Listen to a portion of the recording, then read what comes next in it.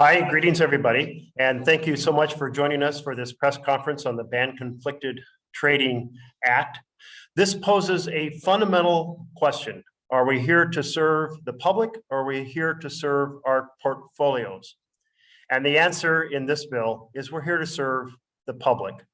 Going back to 2012, Senator Brown and I put forward an amendment that said, while we're considering the Stock Act, we should realize we're not really solving the fundamental problem of the conflict of interest. When legislators are trading in individual stocks while they are writing policy, their mind might be on their stocks rather than on policy. And we've had scandal after scandal that has illuminated that issue, including the situation with former Congressman Price, who was engaged in healthcare stock trading while he was writing healthcare policy. It's wrong for us to have that conflict of interest resident here in the House and Senate as we do our work for America. So this bill takes on two fundamental issues. One, it says we will be focused on the issue of public service, not service to our portfolio, and eliminate that conflict of interest. And the second is, it says this assures the public that we are not benefiting from insider information. Now, I know folks may say, well, didn't the Stock Act solve that? But it didn't, because, well, demonstrating that someone is trading on insider information is very difficult to show. But the fact that trades are occurring in proximity to policy being made suggests to the public that maybe we're not really focused on making the best possible outcome for our constituents and for America. And that's what we want the public to know, that we are here to serve them. And so this reform is long overdue. I really appreciate the partners in the House that spearheaded this from the beginning, Representative Krishnamoorthi, Representative Ocasio-Cortez, and my colleague here, Senator Brown, who's been with me in this conversation now for 11 years, and the other senators who have signed onto the bill, and those who have started to work to create their own, various versions of this effort. We're going to have to bring all that together because this is the moment we need to get it done. We don't need to just discuss it. We need to get it passed through the House. We need to get it passed through the Senate. And we're building the momentum to make that happen. So thank you for joining us and paying attention to this very important reform. And I'm going to pass this over to Representative Krishnamoorthi. Thank you so much, Senator Merkley. Thank you, Senator Brown. I want to thank my band of three musketeers in the House, Congresswoman Ocasio-Cortez and Congressman Neguse, who've been leading the charge there. And I want to thank all of you for paying attention to this very important issue. You know, today, only 24% of Americans trust the federal government to do the right thing, 24%. And the main reason there's such huge distrust in the federal government is because people think that we are engaging routinely in conflicts of interest where we put our own personal interests above the public interest. One of the primary fears about conflicts of interest is that we routinely engage in conflicted stock trading. That is where we, as members of Congress, trade stocks, buy and sell stocks, even at the same time that we have access to non-public information that we glean from classified briefings, hearings, and insight into legislation, all of which can affect the price of stocks. And so today, we're here to talk about solving this particular conflict of interest in passing the Banning Conflicted Trading Act. The BCTA is the primary vehicle in Congress right now that can finally restore public trust and make sure that we start to build a little more confidence in the public that we're out to do the right thing for them and not our stock portfolios. As you know, Speaker Pelosi and Majority Leader Schumer have come out in support of barring members of Congress from trading individual stocks. Our bipartisan, bicameral bill presents an ideal vehicle for preventing senators, representatives, and their top staffers from putting their private interests ahead of the public interest. Ending this practice will lead to more honest governance by eliminating the risk of members of Congress making trades based on their positions. Additionally, it will eliminate the risk of making policy based on their trading plans. We've discussed this bill with congressional leadership, and I also want to highlight the tremendous public support for our initiatives. Recent polling found that almost 70% of voters support banning members from owning stock in individual companies. And I should just add that that represents the vast majority of Democrats, Republicans, and independents. More than 60% of voters rarely agree on anything. So that's really an accomplishment to have such a huge percentage of the public supporting this particular initiative. Today, I just want to say we have to get progress on passing the Banning Conflicted Trading Act ASAP. We want to make sure that this particular bill doesn't get bottled up in committee, that it actually comes to the floor for a vote, and that we finally can get a reform that the public desperately demands. With that, I'd like to introduce Congresswoman Ocasio-Cortez for her remarks. Thank you so much, Representative Krishnamoorthi. And I mean, really, Senator Merkley and you have said it all. This issue is easy to understand. The vast majority of voters know that it's the right thing that needs to be done. I would argue that many members know that it's the right thing to be done. And it's pretty simple. We are here because we are guardians and stewards of the public trust. And we use that public trust in order to legislate and see and anticipate what are the issues that our country may be facing, and use that information and that knowledge to legislate for the public good. When we get caught up and have even the ability to individually trade stock, it erodes public trust in government. And right now, whether it is media, government, or any sort of institution, we're having a crisis of public faith in many institutions that are very critical to the well-being of society. And not only on that broader issue, but really just in a basic issue, when we have access to classified information, we should not be trading on that information, whether it's consciously or unconsciously. We shouldn't appear to or we shouldn't really even advance the appearance of that. And so it's incredibly important that we ban the ability for members of Congress to direct trades in individual stock. And we want to make sure that we do that without loopholes, without exceptions, and that it's pretty straightforward and cut and dry. And, I think that's really the fact of the matter. We have overwhelming public support for this. It's been a very long road, and I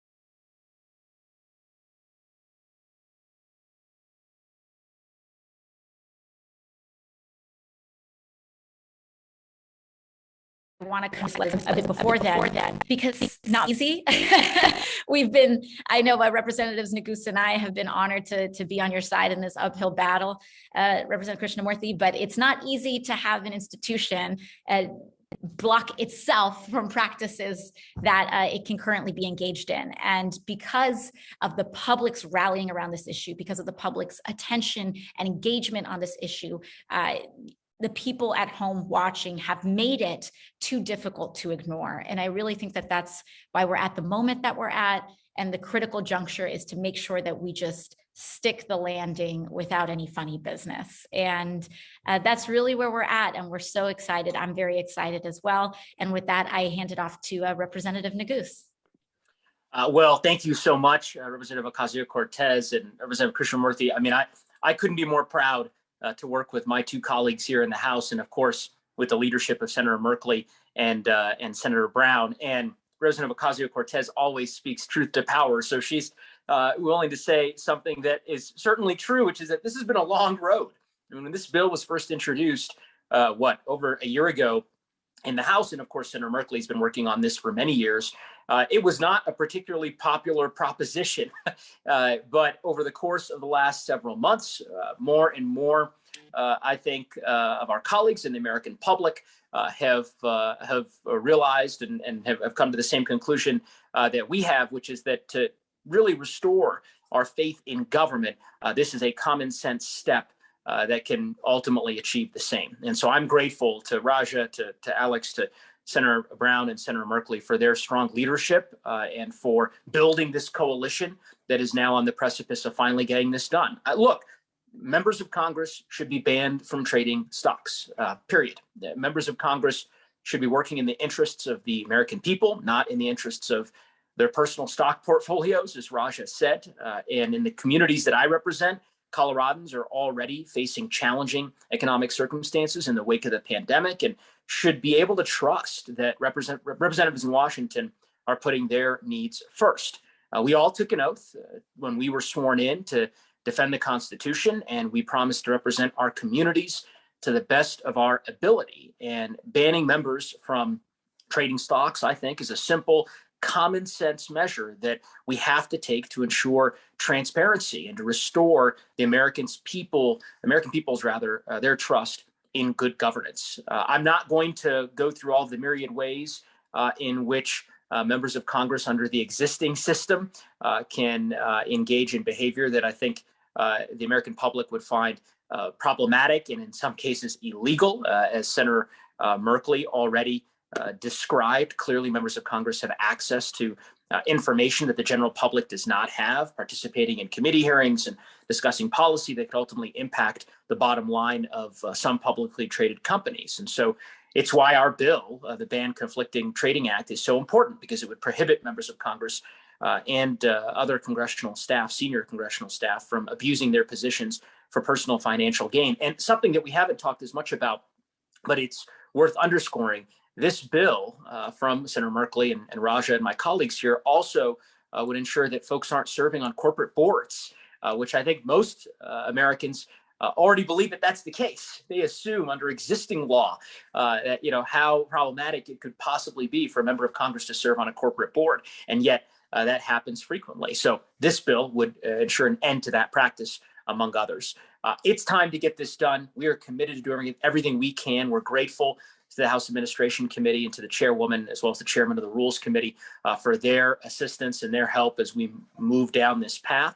And we're looking forward to getting this across the finish line. But again, it is because of the tireless work by the champions on today's press call, which includes, of course, someone who is perhaps the working class and working families' best partner and best advocate in the United States Senate. And that is the chairman of the Banking Committee, the senior senator from the great state of Ohio, Senator Brown.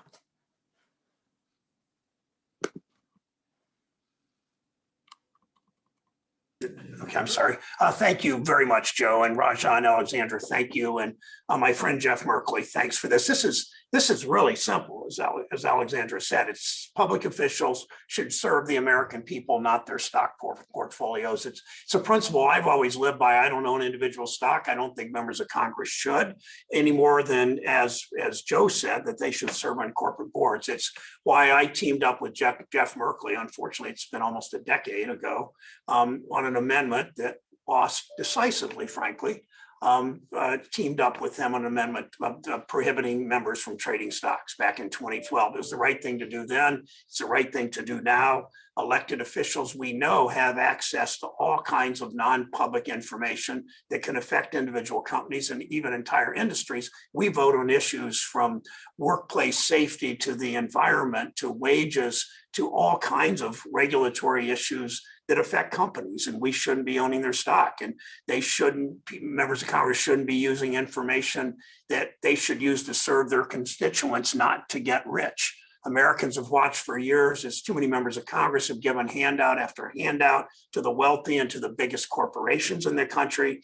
People already assume that members are in these jobs to serve themselves and not their rich donors and not American workers. That's what's undermined the faith in our government more than anything. Unfortunately, too often, that's a pretty correct assumption. that that's what members are doing. And too many leaders in Congress and our economy and the largest companies all think the stock market is in fact the economy, and they act like that. We know that corporations don't drive the economy, workers do. We're finally seeing a president who's putting workers at the center of the economy, at the center of government, who is not afraid to use the word union and the advantage that carrying a union card means in terms of wages and benefits, in terms of workplace schedule, all the things that unionization matters, showing that how unionization matters. We need leaders who understand that and who will center the vast majority of Americans who get their income from a paycheck, not an investment portfolio.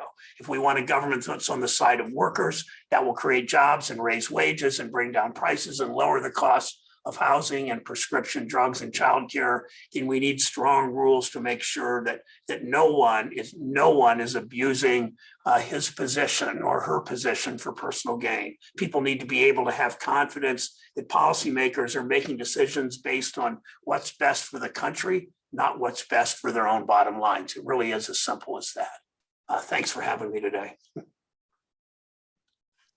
Thank you so much, Senator Brown. We are now going to move to the Q&A section of the press call. Members of the media, please drop your name and outlet into the Q&A box, and we will then unmute you so you can ask your question directly.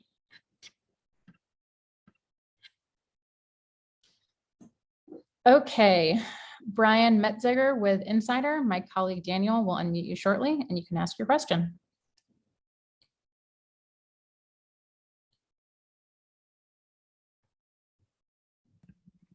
Hi there, can you all hear me? We can. Sounds good. Thank you all so much for doing this. I wanted to ask you just a couple of questions if I could. The first is about spouses, and Senator Merkley had a chance to talk with you yesterday about this as well. You know, Congresswoman Ocasio-Cortez, you said you wanted a bill that does not include, loopholes or exceptions. Ethics experts and other senators alike have identified the exclusion of spouses from a stock trading ban as a potentially dangerous loophole in the ban. Why does your bill not currently include spouses?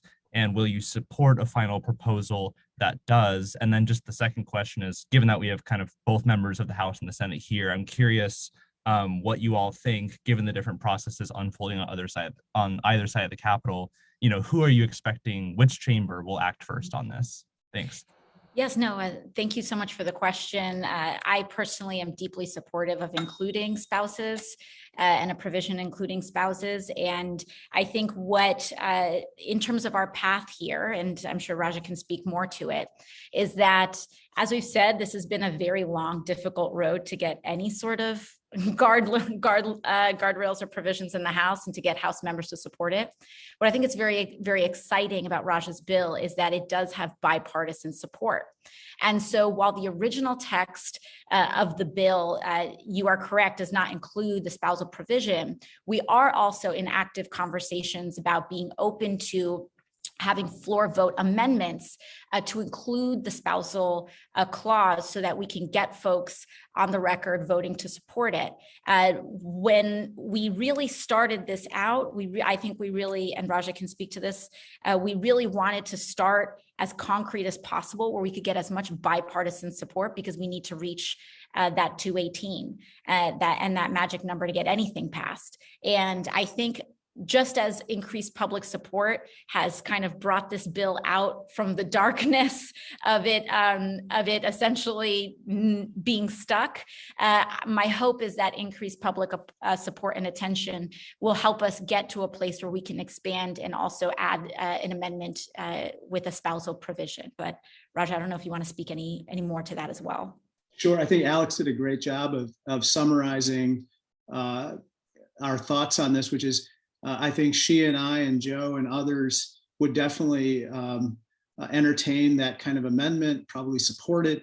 But right now, I think that the spotlight is on members. Hundreds of members are trading stock, and the Stock Act is wholly inadequate to deal with the problem we have right now. As you expose in your excellent investigative work, 54 members of Congress violated the Stock Act in terms of not disclosing their trades.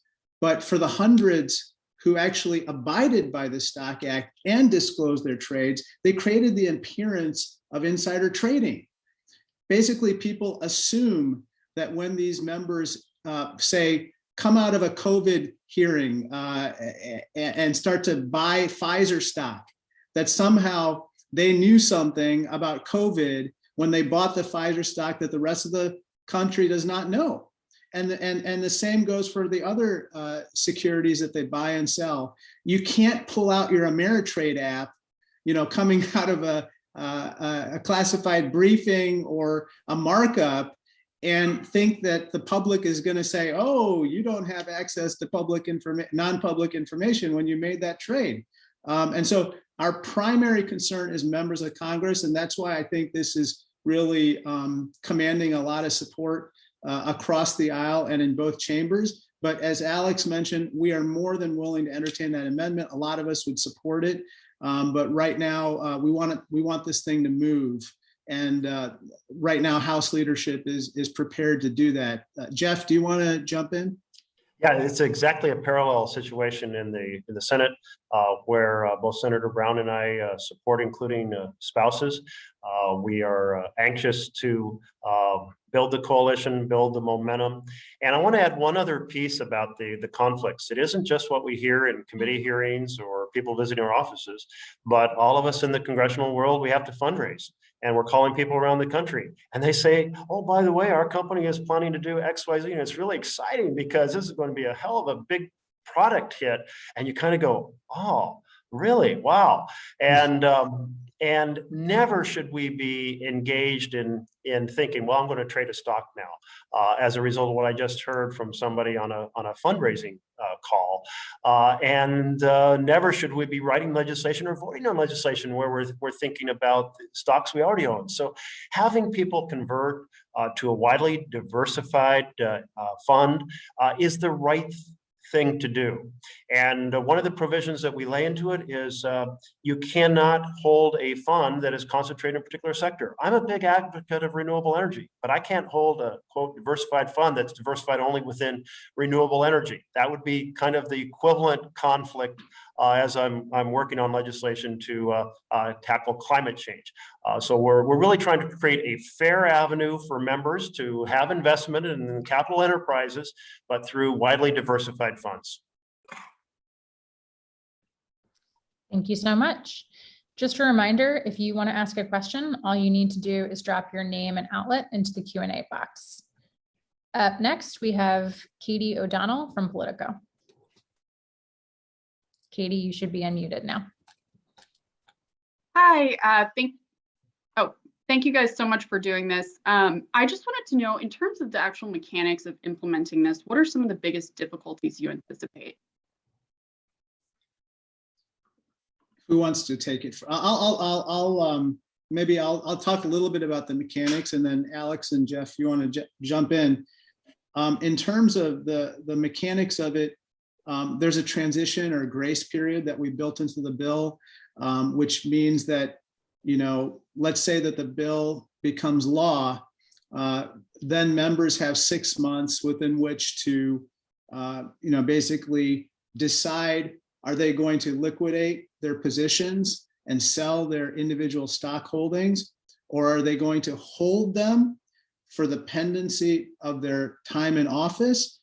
Are they going to put them in blind trusts where those can be managed separately?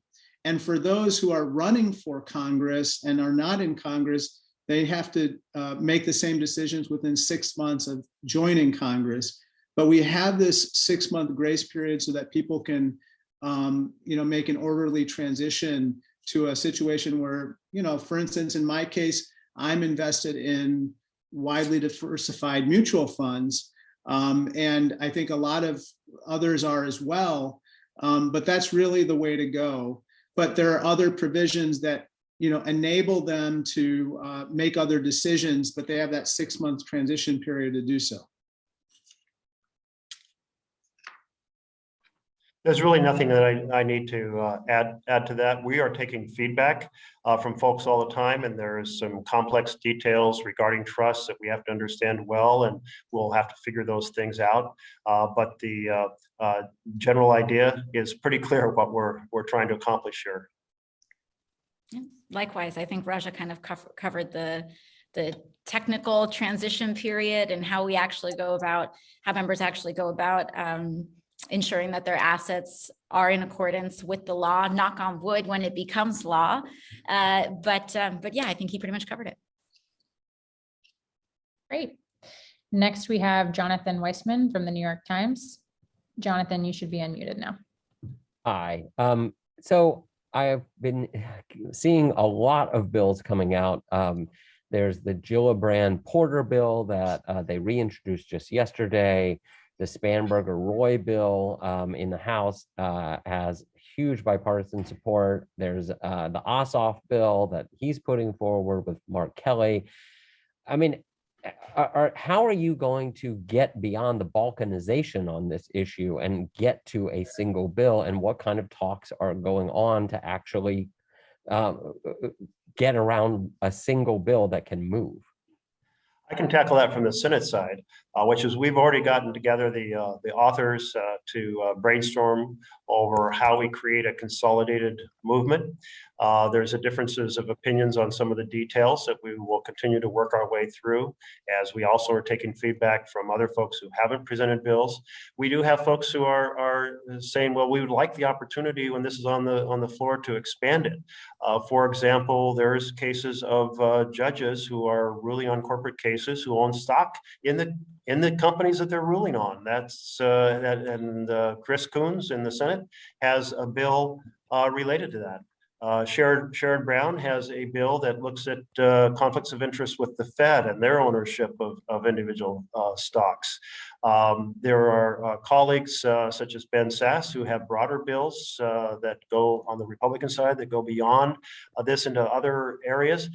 What we're trying to do as a group is make sure we don't lose sight of the central premise of the immediate effort. That is, we have a deeply poisonous problem of members trading in individual stocks while they're writing policy. And that's just unacceptable. We're voting on policy. And so while we're generating a broader conversation, and I'm seeing that as kind of, let's look at that on the side of showing how much interest and energy there is. Let's look at that as a positive. John Ossoff campaigned on this issue in Georgia.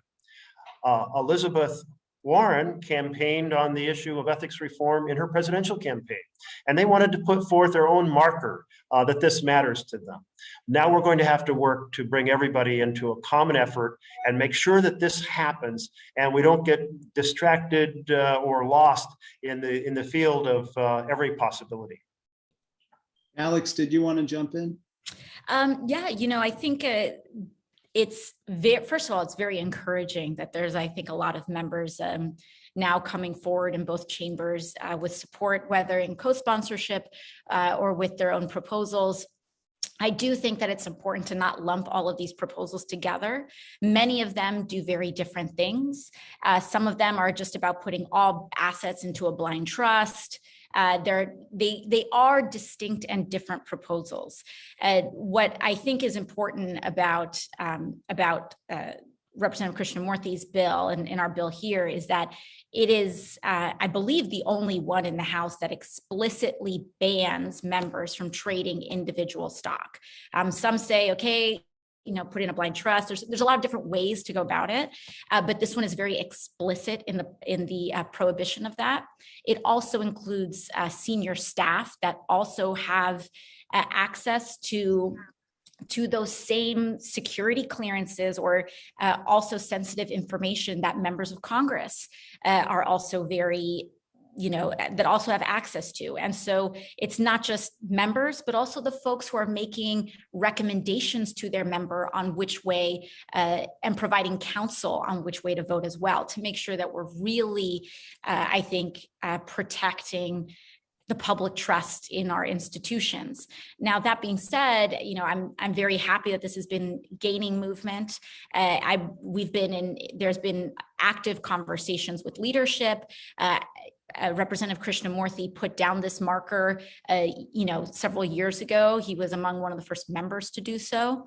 And since then, I think the amount of research, input and the sophistication and the development of this legislation really is, I think it sets a high waterline. But also, as Senator Merkley said, and as we've mentioned before, including these extra provisions is absolutely something that I believe there's an openness to. But in terms of what that core legislation is, Representative Krishnamoorthi's, I would say is I think the meatiest of them all. It has the most direct prohibition on trading prohibition of trading individual stock. And then we can absolutely, of course, include some of the best provisions and other ideas in that. I just would add, oh, no, go ahead. Go ahead, Joe. No, Joe, go ahead. I just would add, and I think Representative Ocasio-Cortez articulated this well. Obviously, there's the baseline policy distinction and the reality that this bill that Raja and I and Alex have introduced in the House and that Senator Merkley has been fighting for in the Senate for quite some time, has a bright line rule with respect to banning trades by members of Congress. But I also would say that this bill is the sort of chief vehicle, and that's in large part because it's been vetted. I mean, as Representative Ocasio-Cortez said, we introduced this bill over 3 years ago. It was the first and the only proposal really out there in the Senate and in the House that contemplated this type of reform. We're, of course, very heartened to see so many of our colleagues introducing measures as well, as Senator Merkley said, great champions for reform in both the House and the Senate on a bipartisan basis. And I think what you will see is a melding of the minds over the course of the next several months as we incorporate a variety of suggestions and various proposals that are included within those pieces of legislation. But our hope, as Representative Ocasio-Cortez said, in consultation with leadership and working with our allies in the House, would be that we could move this particular bill, the Ban Conflicted Trading Act, forward and use that as the primary vehicle. I'll just round it out by saying all of us are open to amendments on this that incorporate the best ideas that other people have. But we need to move. We need to get some progress. We need to start.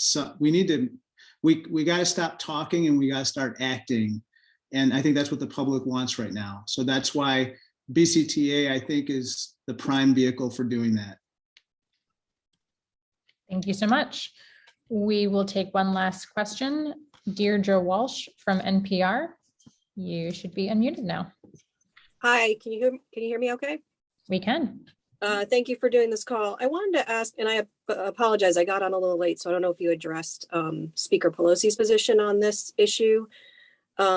Yesterday, she said she was open to moving on this, expected some movement pretty soon.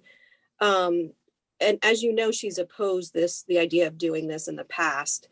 But she said she was looking at tightening fines for the Stock Act. If you are going to ban individual trading, you don't need those kind of disclosure rules. Members wouldn't actually be trading, so they wouldn't have to file all those disclosure forms. Do you have concerns that the speaker has not embraced a full ban on trading individual stocks?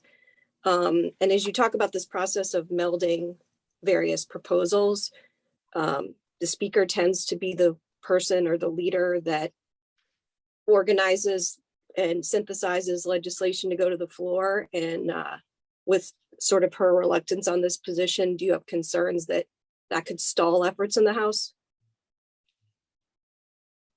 Alex, do you want to go first?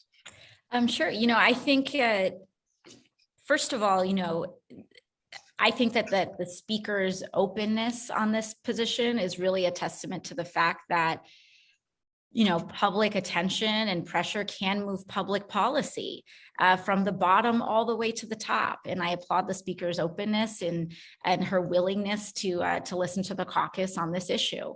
Now, I believe again that in our conversations with leadership, we want to pursue a process that is as open and transparent as possible. And so that perspective changes can be through amendments that get public votes.